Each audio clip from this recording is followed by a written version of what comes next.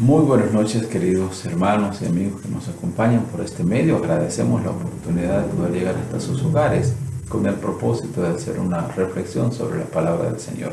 Voy a pedir que inclinen sus cabezas mientras oramos. Nuestro Dios y nuestro Padre, te agradecemos profundamente por la oportunidad de abrir tu palabra y reflexionar en ella, y seguros estamos que encontraremos un mensaje de paz y esperanza para nuestra vida. Gracias por escucharnos. En Cristo Jesús oramos. Amén, Señor. Nuestro tema de esta noche, muerte sustitutiva. Recordarán ustedes, como lo comentábamos anoche, la triste historia de la caída de la raza humana. Cuando Adán y Eva pecaron en el jardín del Edén, la Biblia dice que esa tarde Dios llegó a conversar con el hombre como habitualmente lo hacía. Sin embargo, no encontró al hombre para establecer ese diálogo que se hacía siempre. Ante esta situación, Dios comenzó a buscar al hombre. Y cuando comenzó a buscar al hombre, le dijo: Adán, Adán, ¿dónde estás tú? Tristemente, Adán se había escondido junto a su esposa, porque tenían miedo y porque le daba vergüenza lo que había sucedido. Pero ante la búsqueda del Señor, no tuvieron otra alternativa que salir de su escondite. Ellos creían que Dios no los estaba viendo, pero obviamente Dios sabía dónde se encontraban. Pero Dios esperaba una respuesta del hombre en ese sentido. Así que Adán salieron desde su lugar de escondite y le dijeron al Señor que se habían escondido porque tenían miedo. Y Dios le dijo: ¿pero quién te enseñó a tener miedo? ¿Has comido del fruto del cual te dije que no comieras? Y entonces el hombre reconoció que él había comido del fruto como resultado de la incitación de su esposa, y su esposa culpó a la serpiente por haberle engañado y tomar de ese fruto. Se estableció un diálogo muy interesante entre el padre y sus hijos. Dios no vino al jardín del Edén para castigar, para recriminar el error que sus hijos habían cometido. No estaba bien lo que habían hecho, así que ahora ellos tenían que enfrentar la consecuencia de su pecado. La consecuencia del pecado fue dura. Tuvieron que dejar el jardín del Edén y vivir en otro sector de la tierra que había sido creada. Tuvieron que apartarse de esa bendición especial del hogar eterno que Dios les había proporcionado y sufrir otro tipo de consecuencias que la Biblia lo dice. Hay un detalle interesante que yo quiero destacar en esta oportunidad, y es que la Biblia dice que ellos estaban desnudos. Pero es interesante que antes de pecar ya estaban desnudos, pero no sentían vergüenza. Sin embargo, después que habían desobedecido, sintieron vergüenza por verse desnudos. Porque ya habían conocido el mal, ya conocían el bien, ahora habían conocido el mal y las consecuencias de hacer lo malo delante del Señor. Ahora, mire lo que dice el versículo 2 del versículo 21 del libro de Génesis. Vaya por favor conmigo, Génesis capítulo 2, versículo 21. Mire lo que dice la palabra del Señor. Y Jehová Dios hizo para el hombre y su mujer túnicas de pieles y los vistió. Cuando el padre vio la desnudez de sus hijos, no se quedó plácidamente simplemente contemplando esa desnudez. Al contrario, dice que inmediatamente hizo una túnica de pieles y los vistió para que no se viera la vergüenza de su desnudez. Sobreentendemos que si se hicieron túnicas de pieles para vestir a nuestros primeros padres, es evidente que un animal tuvo que ser sacrificado en ese instante. Y por lo que entendemos en la Biblia, un cordero fue sacrificado para hacer las túnicas de pieles. Posiblemente no un cordero, sino 1 o 2 corderos para hacer esa túnica de piel y poder dársela al ser humano.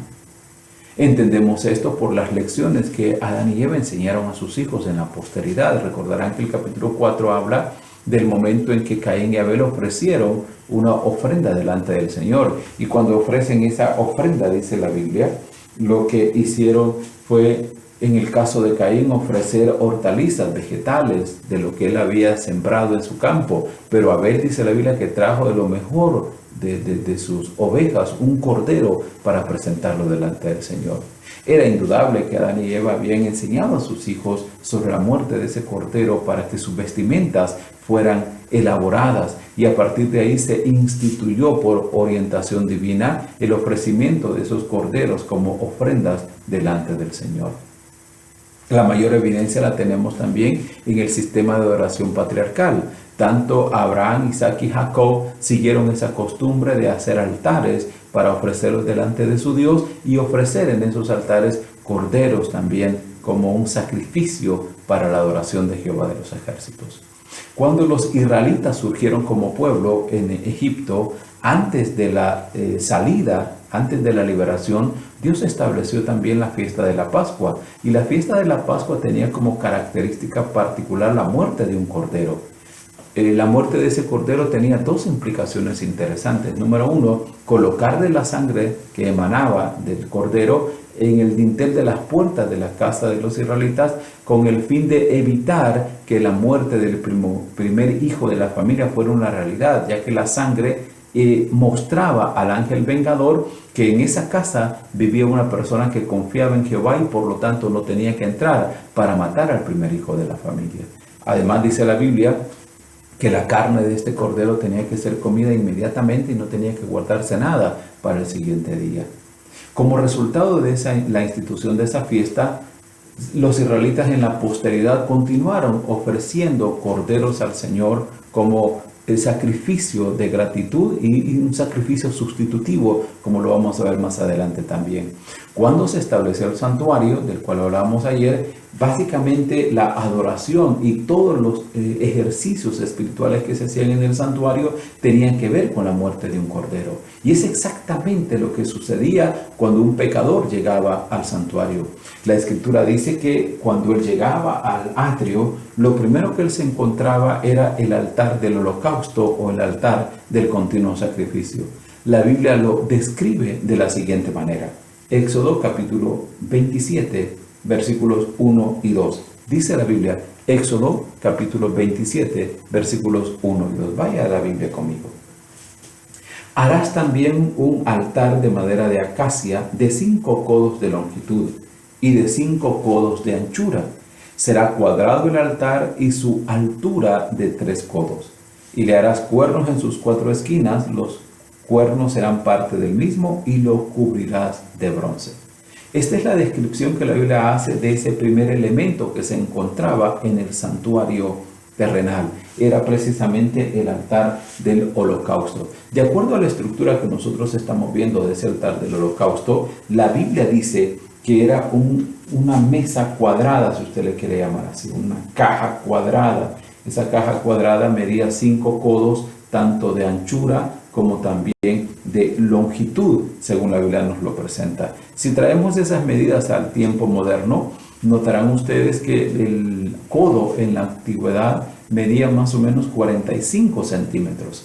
Si esos 5 codos hacemos una sencilla operación aritmética, notarán ustedes que da como resultado 2.25 metros de anchura y 2.25 metros de longitud. O sea, en otras palabras, era cuadrado y tenía 2 metros con 25 centímetros de ancho y también de largo. La altura, la parte alta del altar, dice la Escritura que medían 3 codos de altura. Más o menos estamos hablando de 1 metro con 35 centímetros de altura. Más o menos esa era la estructura, la altura del santuario, del altar, del holocausto, del continuo sacrificio.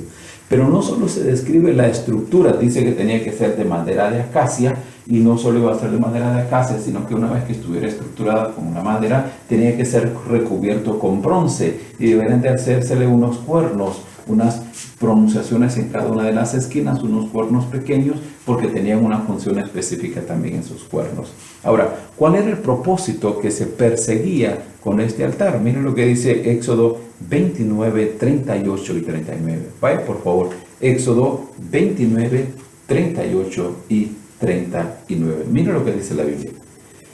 Esto es lo que ofrecerás sobre el altar: 2 corderos de 1 año cada día, continuamente. Ofrecerás uno de los corderos por la mañana y el otro cordero ofrecerás a la caída de la tarde. Dicho de otra manera, entonces, ese altar tenía la función específica que iba a servir para que un cordero fuera prácticamente dedicado ahí, quemado ahí sobre ese altar, ofrecido sobre ese altar. Tenía que ofrecerse un cordero por la mañana y otro cordero por la tarde, para que el fuego de esta ofrenda siguiera encendida según la Biblia nos lo presenta durante todo el día y durante toda la noche. Vaya por favor al libro de Levíticos capítulo 6 y versículo 13. Levítico 6:13. Dice la Biblia: el fuego arderá continuamente en el altar y no se apagará. Dicho de otra manera, entonces, esa ofrenda tenía que pasar encendida durante todo el día, la que se ofrecía por la mañana y la que se ofrecía al caer la tarde, entrada la noche, tenía que pasar encendida durante toda la noche, mostrando que siempre en el altar del holocausto iba a haber una ofrenda que estaba siendo ofrecida en favor de los israelitas. Y eso es sumamente aleccionador también. Esa ofrenda, reitero, ese fuego de la ofrenda estaba encendida permanentemente en el altar del sacrificio. El propósito, lo reitero una vez más, hacerle sentir al pecador, hacerle sentir a los israelitas que siempre habrá un cordero, siempre habrá una ofrenda, siempre habrá un fuego que permanentemente arderá como sustituto de aquellos pecadores que necesitan el perdón de sus pecados. Y entonces esta ofrenda era lo primero con lo que el pecador se encontraba. Yo quiero destacar, cuando el pecador llegaba al santuario, este pecador no se encontraba básicamente con normas, no se encontraba con estipulaciones, no se encontraba con regaños, no se encontraba con maltratos. No, lo primero que el pecador encontraba era una ofrenda. Y repito, era una ofrenda. Era una muerte sustitutiva, era con lo primero que este pecador se encontraba. Era con un cordero. Y ese cordero le recordaba a él, le recordaba a ella que había perdón, que había sustitución para él en ese instante. Cuando una persona pecaba, la Escritura dice, inclusive, usted lo puede recordar en la Biblia, dice que tenía que ir y tomar un cordero del corral donde él tenía sus animales. Y cada vez que un pecador cometía un error, cogía ese cordero y se iba al santuario. Y cuando se iba al santuario, lo que hacía era una ceremonia sumamente maravillosa. La Biblia nos lo presenta de esa manera. Presentaba su corderito delante del sumo sacerdote. Y cuando presentaba su cordero delante del sacerdote, delante del sacerdote, el sacerdote, dice la Biblia, que examinaba el cordero. Y una vez que había examinado al cordero, el sacerdote, cuando veía que el cordero estaba perfecto, le pedía al pecador que hiciera una ceremonia sumamente interesante. El pecador tenía que colocar sus manos sobre la cabeza del cordero. Y cuando colocaba sus manos sobre la cabeza del cordero, lo que estaba haciendo era una transferencia de pecados. El pecado del individuo pasaba a esa víctima inocente. Y una vez que colocaba sus manos sobre la cabeza del cordero y transfería su pecado, el mismo pecador tenía que tomar un cuchillo e introducirlo en el cuello de este animalito hasta que muriera. Yo me imagino ese cuadro tan doloroso, cuando el pecador era el que había cometido el error y una víctima inocente era la que tenía que morir. Y cuando aquel pecador miraba a aquel animalito inocente que comenzaba a brotar la sangre de su cuello y a desesperarse ante aquella muerte y quizás hasta preguntarse la razón por la cual estaba muriendo, si fuera así en ese caso de que los animales tuvieran raciocinio, ¿por qué estoy muriendo aquí? ¿Qué mal he hecho yo para merecer esta muerte?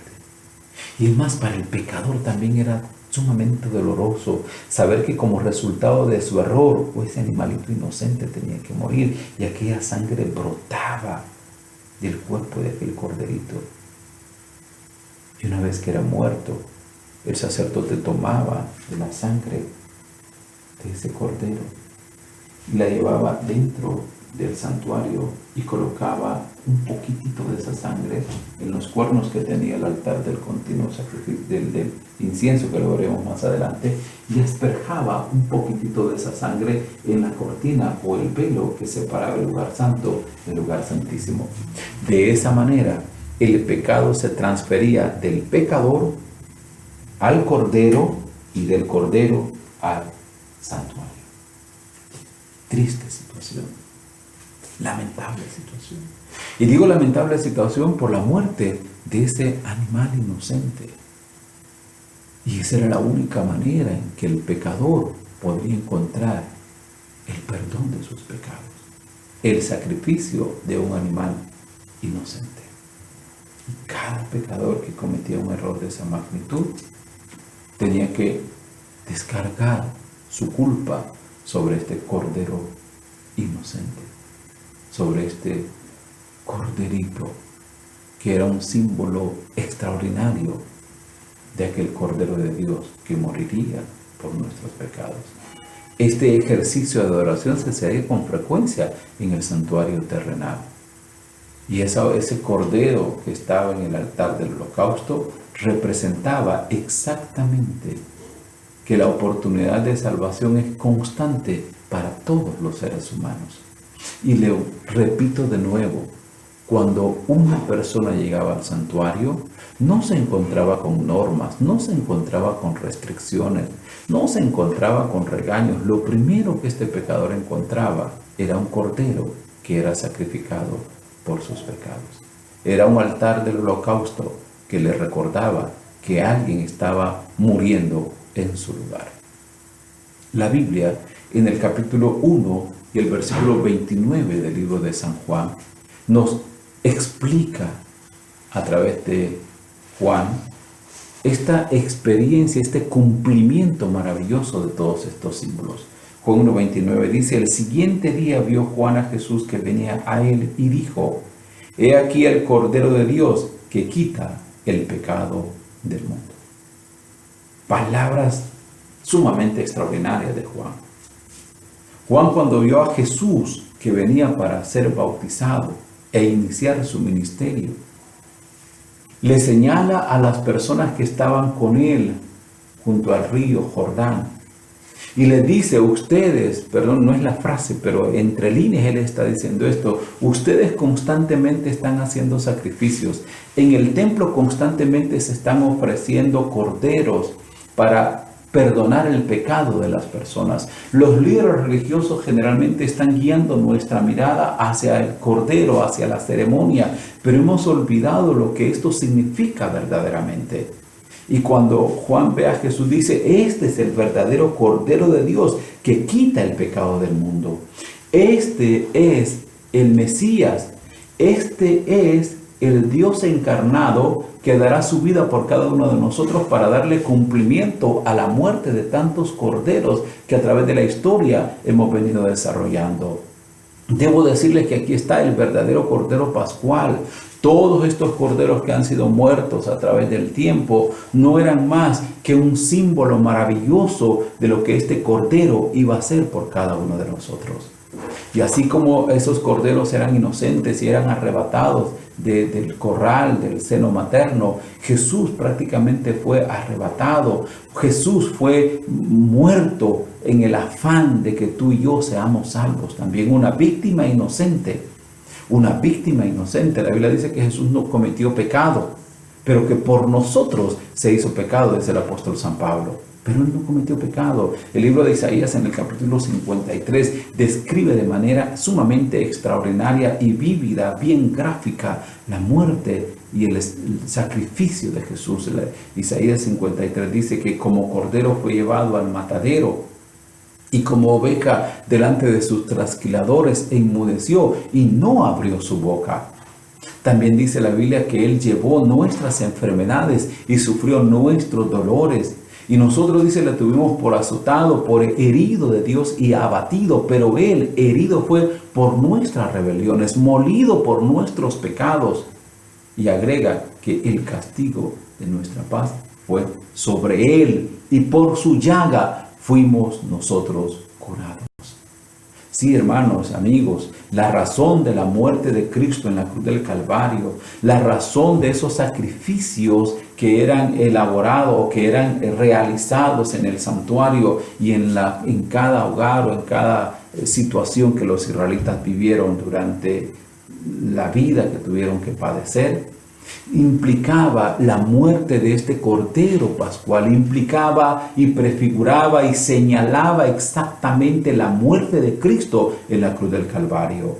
Hay alguien que te sustituyó en la muerte en el Calvario. Hay alguien que murió por ti y murió por mí con el afán de rescatarnos de nuestra vana manera de vivir, en el afán de rescatarnos de la iniquidad, de la vergüenza, del pecado y permitirnos tener esa posibilidad de ser salvos por la gracia de nuestro Señor Jesucristo. Así como el pecador en el santuario en el Antiguo Testamento tenía que colocar la mano de sus manos sobre la cabeza de un cordero pascual o de un cordero en aquel entonces para poder transferir su pecado hacia el animal inocente. De igual manera, Cristo cargó tu pecado y ahora hay una transferencia. Tu pecado fue colocado sobre Cristo y Él muere para que tú y yo podamos gozar de vida eterna, según la Biblia nos lo presenta. En Primera de Pedro, en el capítulo 1,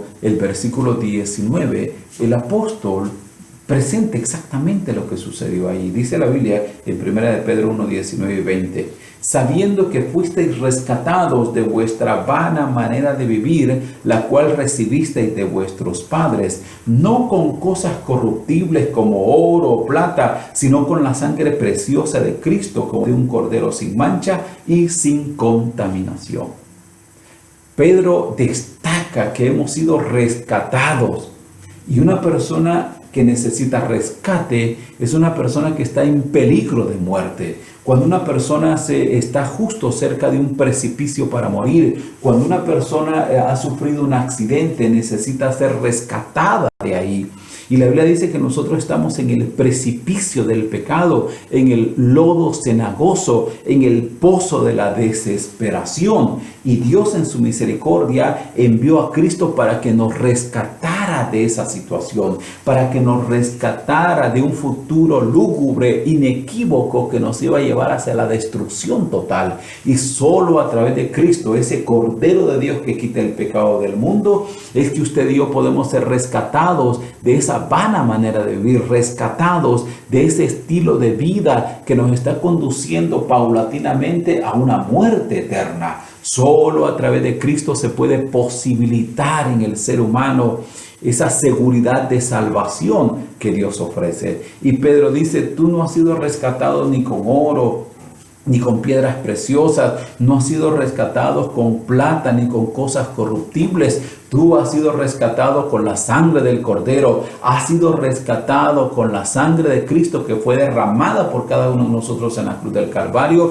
con un solo propósito: mostrarnos el amor del Padre, rescatarnos de nuestra vida de miseria, rescatarnos de nuestra vida de dolor y trasladarnos al reino de la gracia, de la misericordia y de la vida que solo se puede generar a través de nuestro Señor Jesucristo. Amigos y hermanos, la única razón por la cual el Cordero sufrió todo esto en la cruz del Calvario es porque te ama, es porque quiere rescatarte de tu vida de pecado y quiere rescatarme de mi vida de pecado. Generalmente, cuando nosotros enfrentamos el dolor y la miseria como resultado del pecado, nos preguntamos: ¿y dónde está Dios cuando yo estoy enfermo? ¿Y dónde está Dios cuando mi madre muere? ¿Y dónde está Dios cuando sufrimos? ¿Y dónde está Dios? Debo decirte que Dios está en el mismo lugar donde lo dejaron abandonado a Adán y Eva. Sí, Dios está ahí buscando al hombre. Es que Dios no se ha movido. El que se mueve somos nosotros. Y si Dios se ha movido, pero sí se ha movido para buscarnos a nosotros. El problema es que estamos corriendo en una dirección opuesta hacia donde Dios está. Estamos escondiéndonos. Estamos tratando de cubrir nuestro pecado, nuestra falta, culpando a otras personas, diciendo que no podemos cumplir esto, no podemos cumplir lo otro porque este tiene la culpa o el otro tiene la culpa. Basta ya de estar culpando a otras gentes. Es nuestra propia responsabilidad delante de Dios saber qué respuesta le vamos a dar al llamado del Señor. Sí, hay un Cordero que murió por ti. Hay un sacrificio expiatorio 24 horas al día.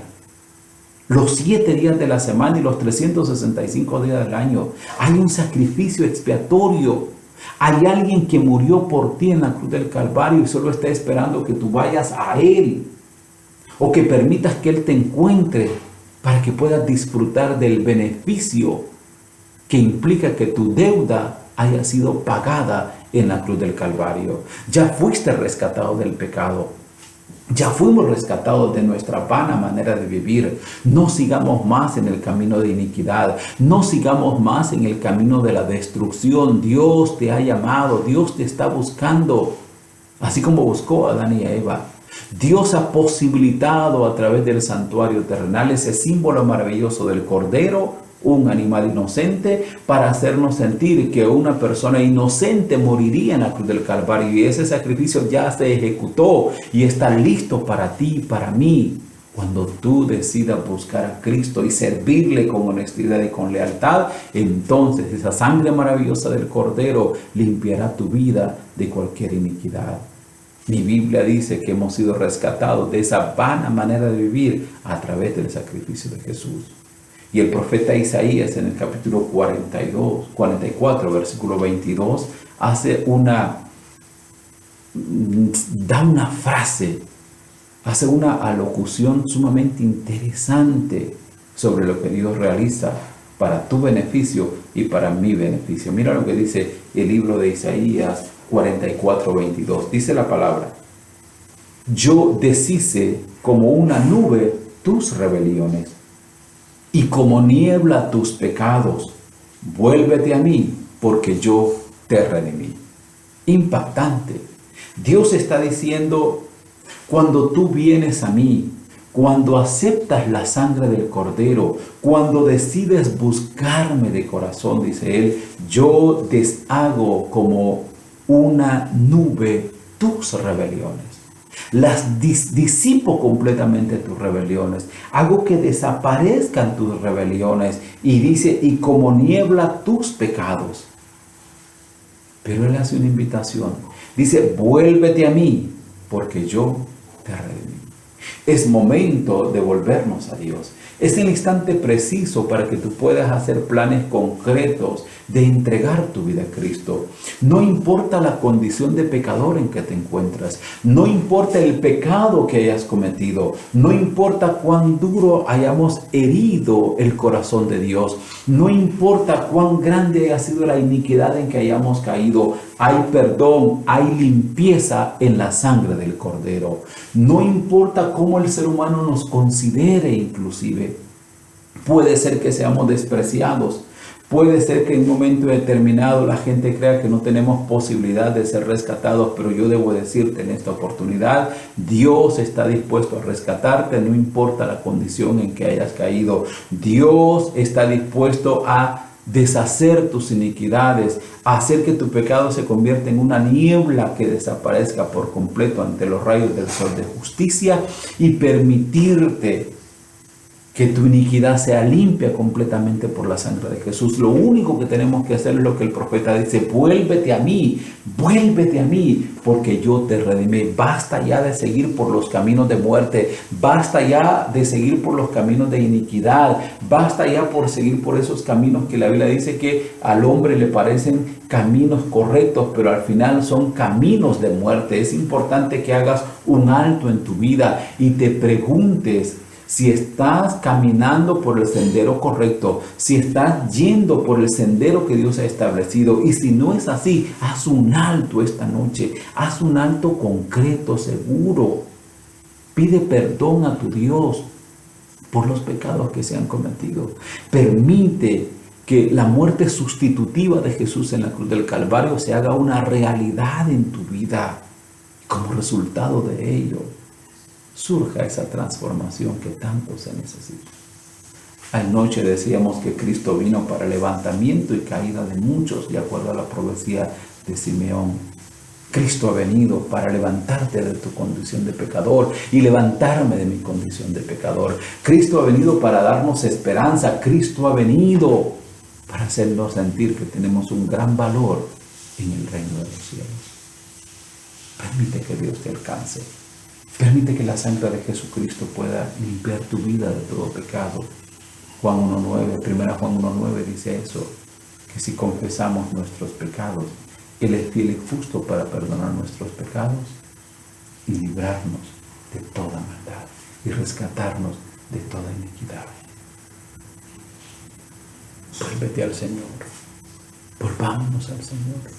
Busquemos su presencia constante. Hagamos de Cristo ese Cordero para nosotros que quita el pecado del mundo, y disfrutemos de esa compañía maravillosa de nuestro Señor Jesucristo. Recuerda lo que dice el libro de Génesis, el libro de Juan, en el capítulo 3, versículos 16 y 17. Es un texto que nosotros conocemos: porque de tal manera amó Dios al mundo, que ha dado a su Hijo unigénito, para que todo aquel que en él cree no se pierda, mas tenga vida eterna. Y el 17 dice: porque Dios no envió a su Hijo para condenar al mundo, sino para que el mundo sea salvo por él. El amor de Dios, el amor del Padre se vació completamente en el sacrificio de Jesús. Y la única razón por la cual Cristo murió es por amor a ti. Es porque el Padre te ama. El Padre quiere tenerte en su casa. El Padre quiere tenerte de nuevo en sus brazos. El Padre quiere recibirte una vez más en su casa, para que no te separes más de Él y para que no me separe más de Él. El Padre estableció un puente en esa relación rota, y Jesús se ha constituido en ese puente que une al cielo y la tierra, que te une a ti con el Padre Celestial. Ven a Jesús, ábrele tu corazón y permite que el Maestro limpie tu vida de iniquidad, como debe de limpiar la mía, y debe de transformarnos completamente por su gracia. No sigas corriendo, no sigas escondiéndote de Dios. Este es el momento para que te encuentres con tu Dios. Este es el momento para que reconozcamos nuestro pecado y le digamos: Señor, nos equivocamos. Cúbreme con tu sangre preciosa y límpiame con esa sangre maravillosa del Cordero. Vamos a orar. Sabiendo que tú estás abriendo el corazón a Jesús en este momento, oraremos para que Cristo te pueda aceptar como su Hijo y pueda darte esa limpieza que tu alma y mi alma también necesitan. Padre, muchas gracias por la muerte de Cristo en la cruz del Calvario. Gracias porque el sacrificio de estos corderos en el santuario y a través de la historia de los israelitas en el templo también prefiguraba la muerte del verdadero Cordero Pascual que se sacrificaría por nosotros en la cruz del Calvario. Oro esta noche por nuestros queridos amigos y hermanos, al igual que también por personalmente, para que nos permitas entregar nuestro corazón a Jesús. No tenemos que seguir huyendo, no tenemos que seguir alejándonos de Dios. Es el momento de reconocer nuestro pecado, confesarlo y buscar la presencia divina. Necesitamos, Señor, que nos cubras, así como cubriste a Adán y Eva con túnicas de pieles.